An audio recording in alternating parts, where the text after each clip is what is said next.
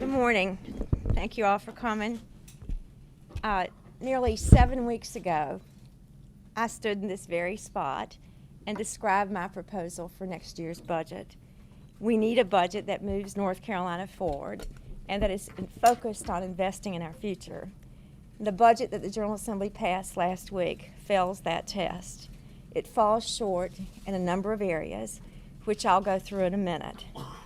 Now, I understand clearly that we have a divided government in North Carolina, and I understand that with the Republican majorities in the General Assembly, legislators were never likely to pass a budget that made all the investments that I thought were necessary for the future of North Carolina.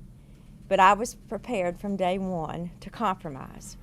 I was willing and determined to work with the leaders of the General Assembly to reach a budget agreement that I could allow to become law. I really wanted that to happen. So after the budget was passed last week, and I had time to review it, you know that I reached out to Speaker Tillis and President Pro Tem Berger and really tried to forge a consensus with them. Now the budget has been passed. The one I proposed were far apart. I didn't ask the leaders to meet me halfway. I didn't ask them even to split the difference. I simply asked them quite clearly to do just a little bit better. I asked them to invest a little bit more in our children's future and in some other key priorities for the people of this state. I thought the leaders and I had positive discussions, but they ultimately told me no. They said to me, take it or leave it. I refused to give up. I urged them to keep working, and I actually remained hopeful that we could reach an agreement. Then earlier this week, you all know that we learned that the state's fiscal year is going to close out with an additional $117 million in over-collected revenue. I was really immediately hopeful that this unexpected money could provide a path forward to a bipartisan agreement. I really thought that could happen. So again, I reached out to the Speaker and to the President Pro Tem, and I urged them to devote a few of these dollars to the resources in our schools, to jobs, to public safety, and other critical areas. Let me be clear. The extra investments that I asked for would not have corrected all the flaws that were in the budget. Far from it. Even with these extra investments, the budget was going to be a long way from the budget that I presented and would leave a lot of important needs unmet. But in light of the reality that we find ourselves in light of the policy and the ideological divisions in our government these days, and in light of all the disagreements, I thought the budget agreement I offered them actually made sense. The extra resources I requested were reasonable. They would have made the budget just a little bit better. And I actually believe they would have helped prepare our kids to more successfully compete in the workforce of the future. More importantly, the agreement I offered was a workable compromise that could have gotten done, you all. All it took was a willingness to cooperate. I'm sorry to report to you today that they again told me no. They again said in so many words to take it or leave it. So after a long and careful consideration of more than 2 weeks and many offers, I've decided that I have no choice but to veto this budget. Budgets are about values and priorities and choices that all of us as citizens of this great state make. Sadly, I believe the budget before us that's been enacted by the General Assembly left too many needs unmet, too many of our priorities as a people unaddressed. Worse still, they left these holes in their budget while choosing to give tax breaks to wealthy businesses. Let me be clear about that now. I'm not against breaks and tax relief to small businesses and to large businesses. On the contrary, I'm strongly for it. You all can remember last year, my budget proposed cutting the corporate income tax. I understand how important that is to grow jobs in the state, for us to be competitive around the country and around the world. I'm not against tax relief for small business. But as I said, budgets are about North Carolina's priorities and our view of the future.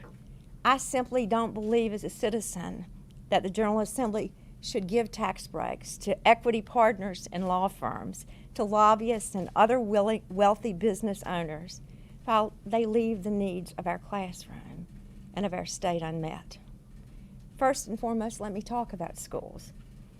Investing in schools is the most important thing a state has to do in order to prepare our children for the future. We all know that. And that education also sends a powerful economic message, one that Secretary Crisco and I have heard from every business that we've recruited or talked to or grown. They want a well-educated, highly trained workforce, and they want the capacity in this state to continue providing that training as technology changes those jobs. This is where a state's 21st century companies will come to live if we can prove that we have that workforce. The budget doesn't do enough to invest in our children's future. It's simply not good enough. Let me remind you why I say that. Last year, the Republican-controlled General Assembly forced deep in what I believe and what many of the people in North Carolina believe were unnecessary cuts to education. After those cuts, schools across North Carolina were forced to cut 950 teachers, more than 2,000 teaching assistants, and nearly 5,000 education positions in total. It should have been clear to all of us, to everybody who was a policymaker, that we needed to do better this year, and we needed to reverse those cuts that were so harmful from last year. Not only are we failing to do better in this budget, but under the budget that has been passed by the General Assembly, we actually do worse. If the budget they passes becomes law, schools across North Carolina will get about $190 million less than they got last year, and we understand how bad last year was. And in addition, the budget that they passed fails to provide the additional funding that we all understand is so desperately needed for Smart Start or North Carolina Pre-K, our nationally recognized early childhood programs that help make sure kids who are disadvantaged or at risk can come to school prepared to succeed. This just isn't good enough. The budget fails to do an adequate job in what is now and what has always been North Carolina's top priority as a people, preparing our children so they can have more opportunity than any of us in this room ever had. Now let me talk about raises. While schools would get $190 million less next year than they got this year, the General Assembly did include a small raise for teachers and education personnel and state employees. Let me speak directly to the teachers and the state employees here in North Carolina. I support that pay raise. In fact, if you look at my budget document, I included in my budget proposal raises that were 50% larger than the ones that are in the General Assembly's budget. But here's the thing. Under this budget, while some teachers and state employees will get raises, there is no question that some educators and other state employees are going to lose their jobs because of the choices made by this General Assembly in this budget. Raises for some and pink slips for others is not the right thing, not the right direction for North Carolina. I'm not vetoing this budget to block your raises. On the contrary, I'm vetoing this budget in hopes that we can bring legislative leaders back to the table so we can increase our investments in schools and jobs and other key priorities and secure your raise. The flaws in the budget extend beyond the legislature's failure to invest sufficient resources in our schools. They failed to invest in job proposals, like the initiative to provide a credit to encourage small businesses to hire post-9/11 veterans and the folks in North Carolina who are still unemployed. That makes no sense. They cut the plans to boost our surging film and biotech industry, jobs that all of you are talking about. They failed to invest in proposals that are clearly important to North Carolina's future as the best state for the military in the country. This failure to support our servicemen and women and those military families, like the plan that we propose to provide tuition assistance to military veterans and their dependents, is being talked about all over the country.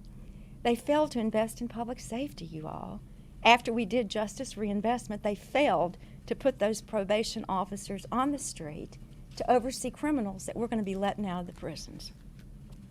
And they failed to invest in other priorities: mental health, the efforts to curtail what I have fought so hard for, the teen smoking program to curtail North Carolina's smoking rates among our teenagers.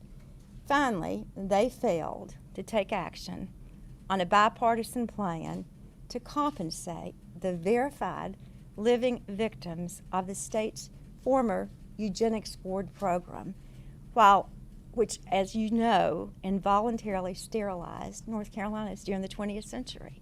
Not a lot of money, but a tremendous move for the state. We can't change the terrible things that happen to so many of these vulnerable citizens in North Carolina, but I believe that it's long past the time for us to take responsibility as a people for our state's mistakes and show North Carolinians and the world that we do not tolerate violations of basic human rights in this state.